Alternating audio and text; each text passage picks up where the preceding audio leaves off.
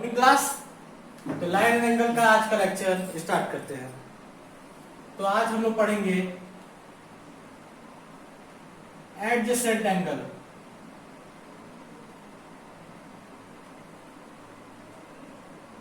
ठीक है, तो क्या है एडजेसेंट एंगल ये जानते हैं। इसे ड्रॉ कुछ इस तरह करेंगे।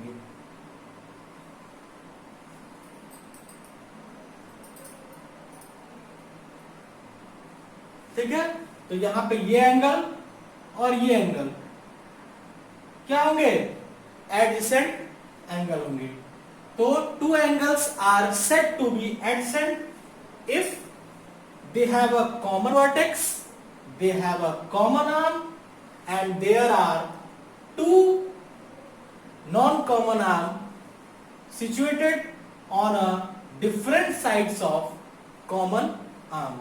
यानी यहां पे एक कॉमन आर्म होगा, एक कॉमन वर्टेक्स होगा, और ये है कॉमन आर्म, ये है कॉमन वर्टेक्स।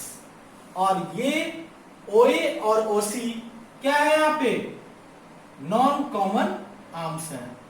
तो ये और ये नॉन कॉमन आर्म है। ठीक है, और ये दोनों कॉमन आर्म के डिफरेंट साइड्स में है। तो इस तरह AOB और BOC, AOB और BOC दोनों क्या है, एडजेसेंट एंगल है।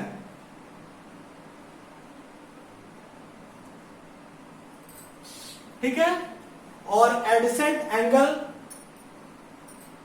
में एक रिलेशन मिलता है, यानी AOB प्लस BOC दोनों का जो सम होगा वो होगा angle AOC। AOB plus BOC equal to AOC, यह है एडजेसेंट एंगल। ओके, आइए आगे पढ़ते हैं लीनियर पेयर ऑफ एंगल में।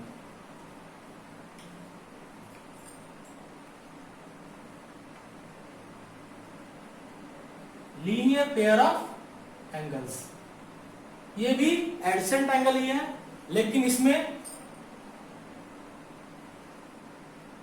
जो दोनों एडजेसेंट एंगल के दोनों जो नॉन कॉमन आर्म है वो फॉर्म करेंगे क्या, 180 डिग्री।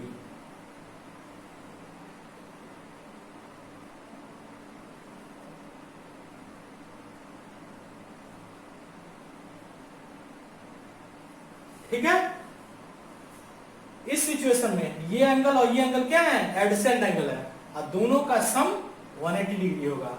यानी AOB प्लस AOC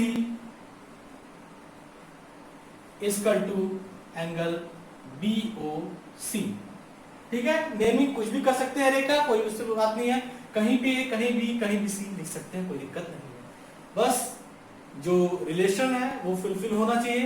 तो AOB plus AOC equal to BOC।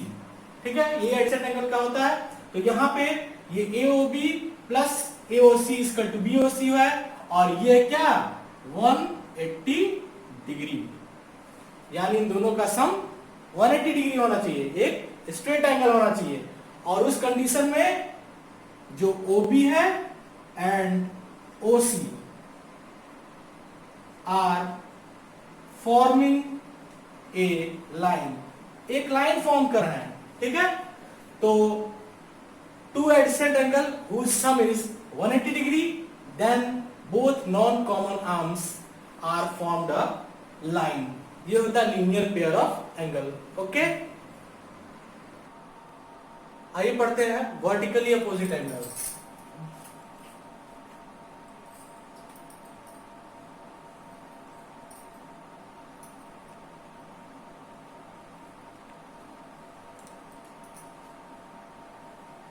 Vertical opposite angle कैसे ड्रॉ करेंगे, कोई भी दो line like AB and CD intersect each other at any point like O. Then there are formed two pairs of vertically opposite angle, जैसे ये और ये और ये और ये। पहला पेयर होगा AOD और BOC, AOD एंड BOC, ठीक है। And second pair is AOC and DOB, AOC and DOB। तो यहां पे दो पेयर मिल गए किसके, वर्टिकली अपोजिट एंगल के। और ये दोनों पेयर यानी AOD और BOC ये आपस में क्या होंगे, इक्वल होंगे। Angle AOD equal to angle BOC और साथ ही साथ AOC इक्वल टू DOB होगा। ओके, आइए आगे पढ़ते हैं। What is intersecting lines and what is non-intersecting lines? Non-intersecting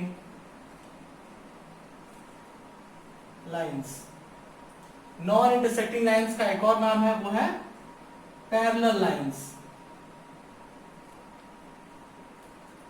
ठीक है। आइए इसे समझते हैं। What is intersecting lines? When two lines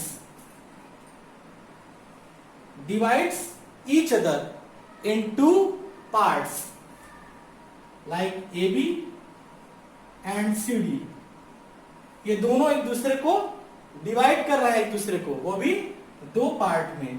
ये दोनों पार्ट आपस में सेम भी हो सकते हैं और डिफरेंट भी हो सकते हैं। मान लीजिए वो दोनों मीट कर रहे हैं O पे, तो इस तरह यहाँ पे पहला पार्ट हुआ OA और दूसरा OB। तो इस तरह CD ने AB को डिवाइड कर दिया AO और OB में। उसी तरह AB ने CD को किया, AB ने CD को दो पार्ट में डिवाइड किया, पहला पार्ट OC दूसरा OD। ये दोनों पार्ट्स डिफरेंट भी हो सकते हैं और सेम भी हो सकते हैं। तो इस तरह ये दोनों इंटरसेक्टिंग लाइंस हुए। ओके, आइए नॉन इंटरसेक्टिंग लाइंस या पैरेलल लाइंस का बात है। जैसा कि नाम से पता है, non intersecting lines which they could not intersect each other, यानी ये दोनों ही आपस में इंटरसेक्ट करेंगे ही नहीं, ठीक है। अगर हम बात करें इस लाइन की और इस लाइन की, तो ये एक्चुअल में दिखने में तो इंटरसेक्ट नहीं कर रहे हैं, लेकिन इन्हें जब आगे की ओर प्रोसीड करेंगे तो ये दोनों एक दूसरे को किसी एक पॉइंट पे इंटरसेक्ट करते हुए दिखेंगे। तो ये दोनों भी इंटरसेक्टिंग लाइंस हुए। लेकिन जिन लाइंस की हम बात कर रहे हैं उनका एक्चुअल नाम है पैरेलल लाइंस, क्योंकि ये दोनों एक्चुअल में कहीं पर भी इंटरसेक्ट नहीं करेंगे। Then two lines not intersect each other, then they are called non intersecting lines और पैरेलल लाइंस। और इनकी एक खासियत है या प्रॉपर्टी है कि इस पे डिफरेंट पॉइंट्स पे जो परपेंडिकुलर खींचे आते हैं, कॉमन परपेंडिकुलर खींचे आते हैं, उनका जो लेंथ होता है वो इक्वल होता है, ठीक है। यानी अगर ये AB है और CD है और ये जो कॉमन परपेंडिकुलर्स खींचे जा रहे हैं जैसे MN, ठीक है, ये हो गया OP, ये हो गया TR, तो इसका जो लेंथ होगा कॉमन परपेंडिकुलर्स का वो सेम होगा, यानी MN equal to OP equal to होगा TR, ठीक है। और इस कॉमन परपेंडिकुलर्स के लेंथ को कहेंगे distance between two parallel lines, distance between two parallel lines. Okay, तो इस तरह इंटरसेक्टिंग लाइंस और नॉन इंटरसेक्टिंग लाइंस हमें समझ में आ गया। ओके, तो आज के क्लास में जो भी चीज पढ़े इस पे दो बेसिकली एक्सियोम बनता है। एक्सियोम का मतलब जिसे हम मान लेते हैं एक परिकल्पना के रूप में। तो फर्स्ट एक्सियोम क्या है? कि कोई भी लाइन है उस पे कोई रे ड्रॉ करते हैं, लाइक OC, किस पे, AB पे ड्रॉ करते हैं। इफ अ रे stands on a line, then sum of two adjacent angle so formed is 180 degree. ठीक है, तो ये एंगल हो गया एंगल AOC और दूसरा एंगल हो गया एंगल COB। दो एडजेसेंट एंगल है कि नहीं, और दोनों का सम जो होगा यानी एंगल AOB वो इक्वल टू होगा 180 डिग्री के।